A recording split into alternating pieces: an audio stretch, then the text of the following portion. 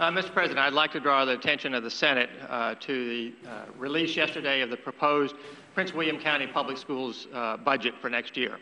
The superintendent, in introducing that budget, used a quote from an English historian saying, "We never know the worth of water till the well is dry."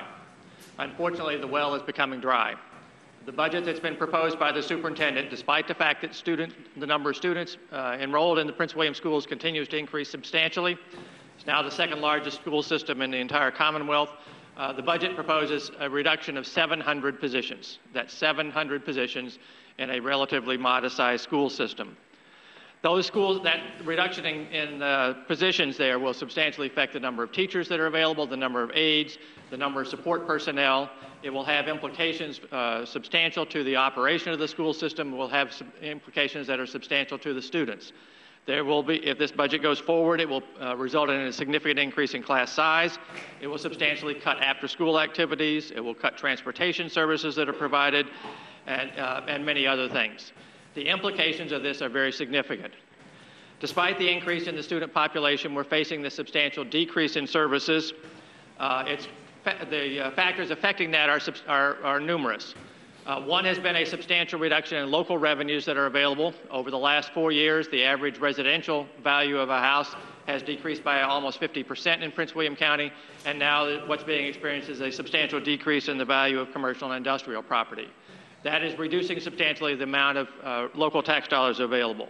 In addition, what is projected here in this budget, and this budget is based upon the introduced budget, not a budget that is certainly going to be a final budget that will be adopted in our session this year, is based on the cuts that are proposed in that budget. Among the cuts in that budget is the freezing of the LCI, which has significant implications to a jurisdiction such as Prince William County. When I first came to this body in 2008, we were challenged in terms of the situation we were facing in Prince William County by people who said the LCI was not up to date enough and was impacting Prince William negatively at a time when housing values were decreasing substantially.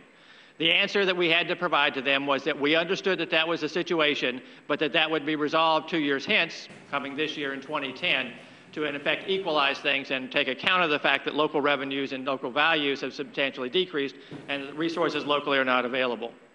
Unfortunately, what's proposed in the budget that's been introduced is in effect a reneging on that promise, the practice that has been consistent throughout history in Virginia of each 2 years doing the rebenchmarking of the LCI. It's important that we address this issue and that we provide that rebenchmarking so that jurisdictions such as Prince William, which have suffered greatly, and those of you who were at the Senate Finance Retreat in 2008 recall the economists and others talking about the perfect storm that had hit Prince William and had resulted in implications far greater there than elsewhere in the Commonwealth, that we at least do our little bit to try to address this issue. I would hope that it would be that the budget that we come out with in the Senate will be one that does provide that rebenchmarking, and I certainly am one who will not be supporting that budget if it does not do so. But in addition, I think we face a challenge in that the factors that figured into this budget include only the cuts that have already been proposed in the budget and not what further reductions may be necessary as a result of a $2 billion gap that exists currently in the budget as has been proposed. It's certainly going to be a challenge. It's a challenge that we need to rise to address this as equitably and fairly as possible. It's also one that we need to address very seriously as we take into account the implications to those teachers and others who are providing services to us from the public, and the other public employees, but also to the implications to the students and their families. The threats and significant effects upon our public education that are potential in the budget that will be coming forward for the next biennium are very significant, and I hope we take this into consideration very, very thoughtfully and carefully as we prepare that budget. Thank you, Mr. President. Thank you, Senator. The Senator from Spotsylvania, Senator Howe.